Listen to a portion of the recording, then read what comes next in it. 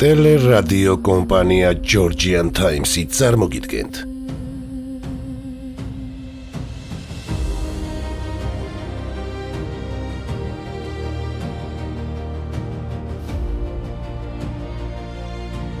სოფლიო ისტორიის გაკვეთილები.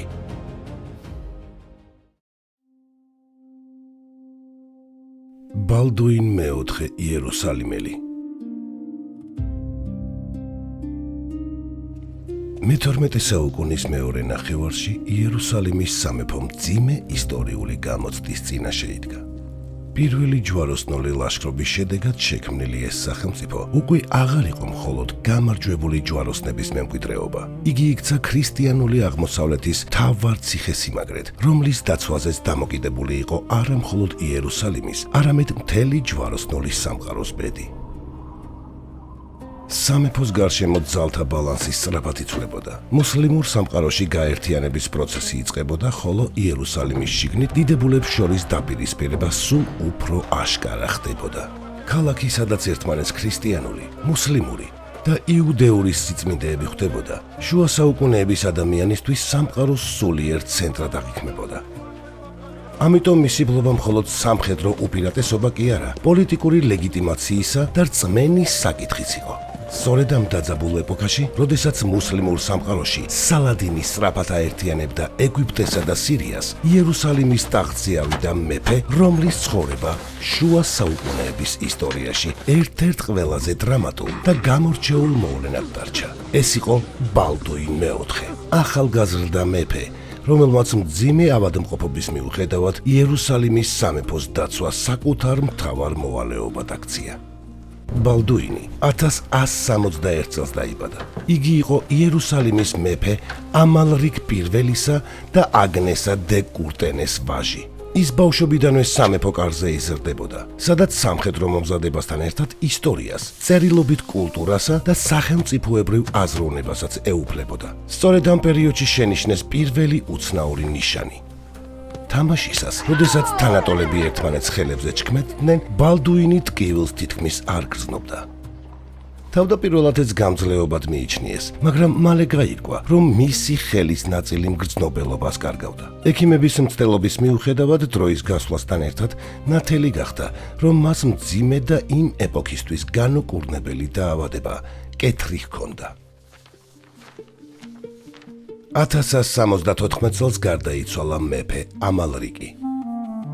ბალდუინი მხოლოდ 13 წლის იყო, როდესაც იერუსალიმის დიდებულებმა და სასულიერო პირებმა იგი კანონიერ მემკვიდრედ აღიარეს. იმავე წლის 15 ივლისს იგი საზეიმოდ აკურთხეს და გვირგვინი დაადგეს უფლის საფლავის ტაძარში. შუა საუკუნეების ევროპაში კეთრი ხშირად სოციალური გარიყვის მიზეზი ხდებოდა. თუმცა ბალდუინის შემთხვევაში დაავადება ჯერ ბოლომდე აშკარა არ იყო და რაც მთავარია, ტახტის სხვა ძლიერი ალტერნატივა არ არსებობდა. ბალდუინი ამალრიკის ერთადერთი ვაჟი იყო. ამიტომ მისი გამეფება სამეფოსთვის კანონიერი და აუცილებელი გადაწყვეტილება აღმოჩნდა. თუმცა მეფის ავადმყოფობა მხოლოდ პირადი ტრაგედია არ ყოფილა. ის პირდაპირ უკავშირდებოდა ხელისუფლების მომავალს. ბალდუინს ვერ ეყოლებოდა მემკვიდრე, ამიტომ მისი მმართველობა თავიდანვე მემკვიდრეობის საკითხით იყო დამძიმებული. მისი მცირეწლოვნების წლებში სამეფოს მართვაში მნიშვნელოვანი როლი შეასრულა ტრიპოლის გრაფმა რაიმონდ მესამემ, რომელიც რეგენტის ფუნქციას ასრულებდა. მაგრამ 1176 წელს, როდესაც ბალდუინი სრულწლოვნად გამოცხადდა, მან რეალური ძალაუფლება თავად აიღო ხელში. ამ დროს იერუსალიმის სამეფოს უდიდესი საფრთხე სალადინი იყო. ბალდუინმა კარგად იცოდა, რომ თავდაცვაზე ჩაკეტილი პოლიტიკა სამეფოს ვერ გადაარჩენდა. იგი ცდილობდა სალადინის ძალის შეჩერებას მანამ, სანამ ის გადამწყვეტ უპირატესობას მოიპოვებდა. არსებობდა ეგვიპტეზე ლაშქრობის გეგმაც, ბიზანტიასთან თანამშრომლობის იმედით, მაგრამ შიდა უთანხმოება და მოკავშირეთა მოუმზადებლობამ ეს ჩანაფიქრი ჩაშალა. ამის მიუხედავად, ახალგაზრდა მეფეს სამხედრო საქმეებს არ ჩამოშორებია. იგი ცხენზე ჯდომას, არმიის გამხნევებას და ბრძოლაში პირადად მონაწილეობას აგრძელებდა. ბალდუინის მმართველობის ყველაზე გამორჩეული სამხედრო ეპიზოდი 1167 წლის ნოემბერში მოხდა. ამ დროს სალადინი ეგვიპტიდან პალესტინაში შეიჭრა და იერუსალიმის სამეფოს სიღრმისკენ დაიძრა. საფრთხე იმდენად დიდი იყო, რომ ახალგაზრდა მეფეს სწრაფი გადაწყვეტილების მიღება მოუწია.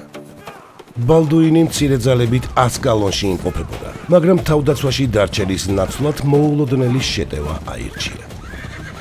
25 ნოემბერს მონჟისართან ჯვაროსანთა ლაშქარი სალადინის არმიას დაეჯახა.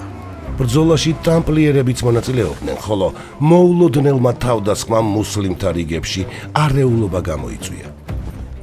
სალადინის ჯარმა მძიმე მარცხი განიცადა, თვითონ კი ბრძოლის ველიდან გაიქცა. მონჟისარის გამარჯვებამ ბალდუინის სახელი განსაკუთრებით გააძლიერა. იმ ეპოქის თვალში ეს იყო მტკიცებულება, რომ ავადმყოფობის მიუხედავად იერუსალიმის მეფეს ჯერ კიდევ შეეძლო სამეფოს დაცვა პირადად ეხელმძღვანელა. მაგრამ ეს საბოლოო გამარჯვება არ აღმოჩნდა.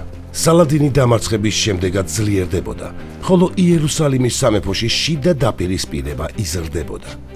1169 წელს ფრანკებმა მარცხი განიცადეს მარჯ აიუნთან. შემდეგ კი სალადინმა იაკობის გადასასვლელი სტრატეგიული ციხე გაანადგურა. 1180 წელს დროებითი ზავი დაიდო, მაგრამ სამეფოს შიგნით მთავარი პრობლემა კვლავ მემკვიდრეობის საკითხი იყო. ბალდუინის და სიბილა პოლიტიკური შეთანხმებების ცენტრში მოექცა.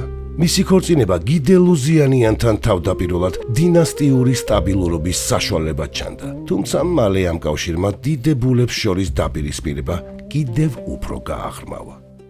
1183 წლისთვის ბალდუინის მდგომარეობა მკვეთრად დამძიმდა. დაავადება მას მოძრაობა, მხედველობა და ფიზიკური ძალა წაართვა.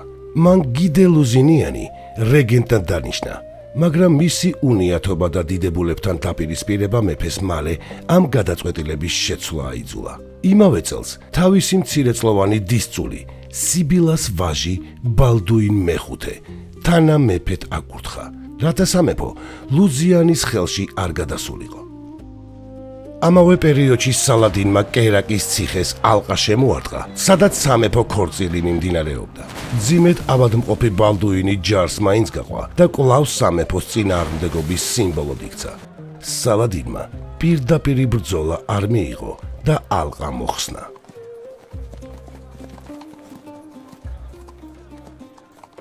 ბალდუინ მეოთხე 1185 წელს გარდაიცვალა.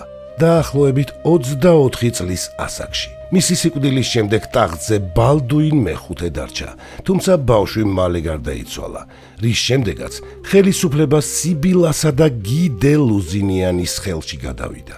ბალდუინის გარდაცვალებიდან მხოლოდ 2 წლის შემდეგ 1187 წელს ჰატინის ბრძოლაში ჯვაროსნული არმია განადგურდა და სალადინმა იერუსალიმი დაიბრუნა.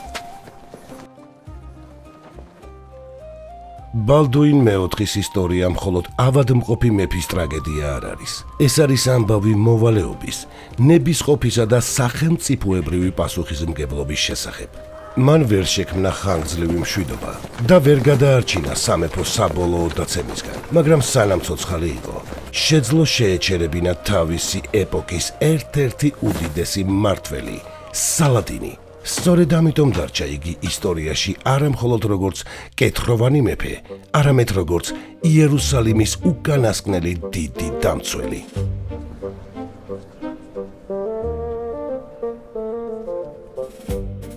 ტელერადიო კომპანია Georgian Times-ი, დოკუმენტური ფილმების სტუდია.